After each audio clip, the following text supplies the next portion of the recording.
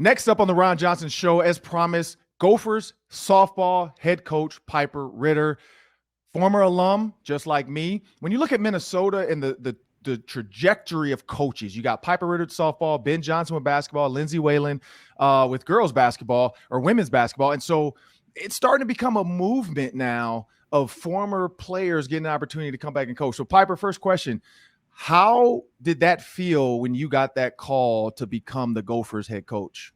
Obviously I've grown up here, with my collegiate career and then, coaching under three different head coaches.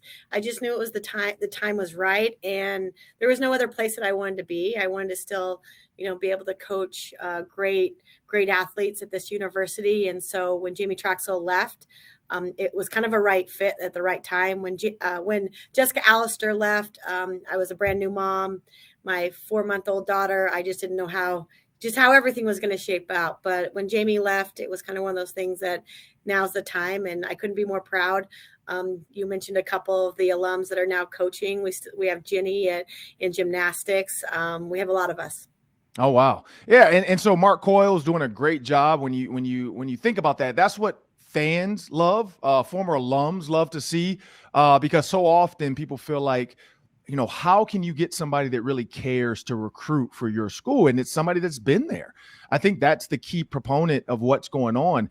And so looking at recruiting, that is becoming an evolving monster, I guess I'll call it. NILs, all this crazy stuff out there. But when you look at local players and you're going to, all these high schools in Minnesota to recruit, what is the one thing, being a former player, what's the one thing you kind of tell these girls? Because when you look at Maddie Schwartz, who went to Wisconsin, and she's from Chanhassen, how do you make sure that doesn't happen, that you're losing kids to, Iowa, Wisconsin, Michigan State? Yes, absolutely. Actually, Madeli's sister is going to be with the Gophers next fall. So that's pretty exciting. Softball's growing. So it's growing in the sport of Minnesota. We always want the best to play at the University of Minnesota. And that is my goal.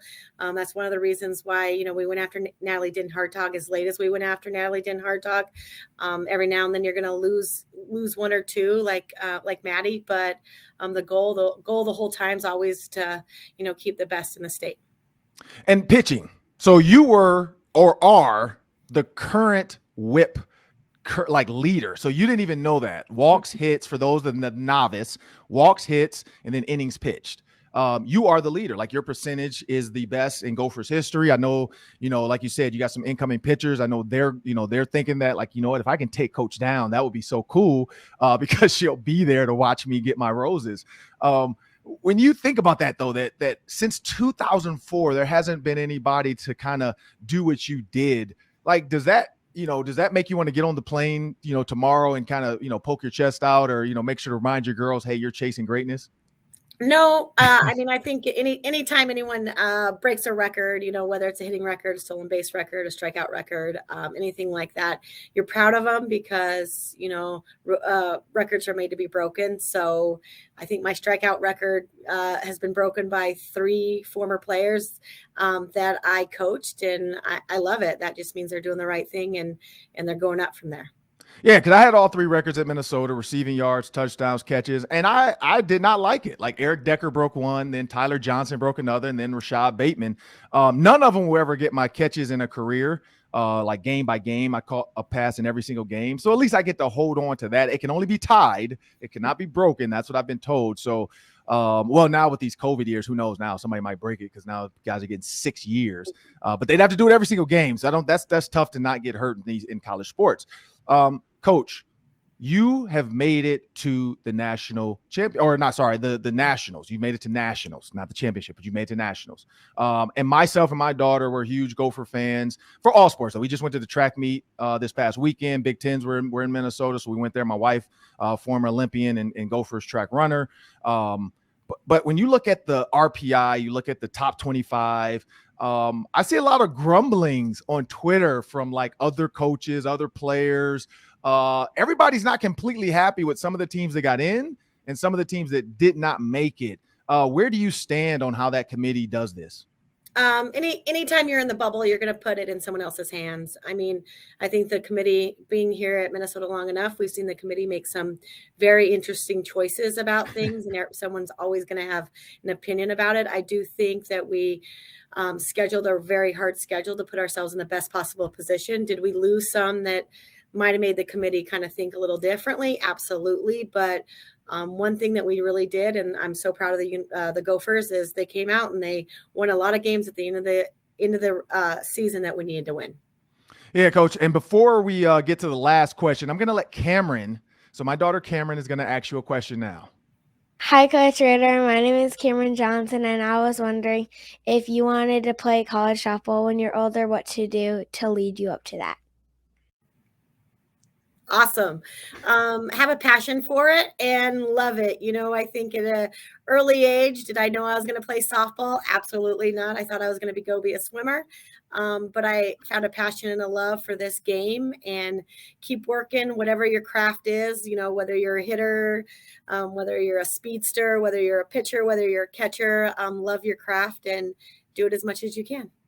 Yeah, Cameron's gonna be excited to see that one. She was like, I don't know if Coach is gonna understand my question. I'm like, just ask it. Like, it's a good one. And so last one, Coach. You are a pitcher. So it's kind of a two-part question. You were a pitcher. Oklahoma has one of the best hitters in college softball history. They are the number one team. You're in their pool.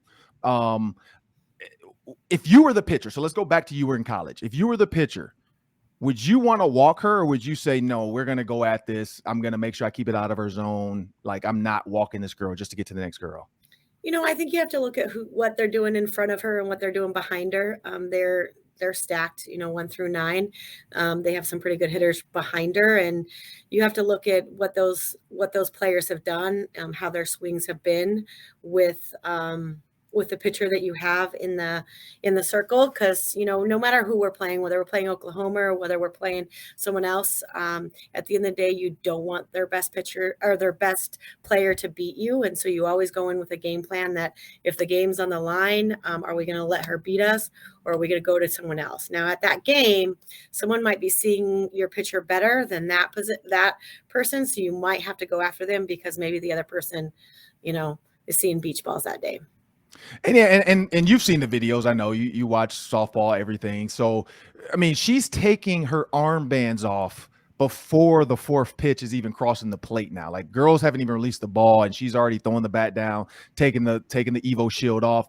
If that were you pitching, and she's going to do that because you watched it on Twitter a ton, are you just going to throw her a third strike just to be just to get under her skin a little bit? Or are you just going to do what Coach said and just go ahead and walk her and move on to the next? I don't know. I mean, back when I played, we had some pretty powerful hitters, Stacy Newman and a handful that got walked quite a bit as well. And, I remember there was a lefty that would get walked a lot. And, someone told me this, we didn't have Twitter back then, right? That she started to walk down to first base before that pitch got thrown. So I don't know if she's necessarily the only one that's ever done it. There are some people who do it, but if that's the way they go, they go. That's all right. So it's just the Twitter era. I say that too. I'm honestly glad we didn't have social media back in 2001, because the things that happened on the Gophers campus, it did not need to be on video half the time at the library and all those bars and places. And yeah, it just wouldn't have been good. We would have probably been, at least football players I know, not me, but some of my teammates would have been suspended off videos alone of just dumb stuff. Brock Lesnar. I mean, you remember those days. Last one, Coach. So heading into this, you see your pool. You got Texas A&M. You got, I think it's Prairie View A&M, and then you have Oklahoma. How do you get your girls mentally ready, for this moment to say, you know what, if we do something that nobody thinks we can do, we can shake the world up? I think that we've been doing it all season. We've put pressure on them. We've played some unbelievable teams all season long, and they just have to keep doing what they're doing. And, the pressure's on them, the expectation's on them, not on us. For us, we just got to take it one pitch at a time. And I've seen years where Oklahoma or someone gets upset, a game or two. So the pressure's on them. We just got to enjoy the game.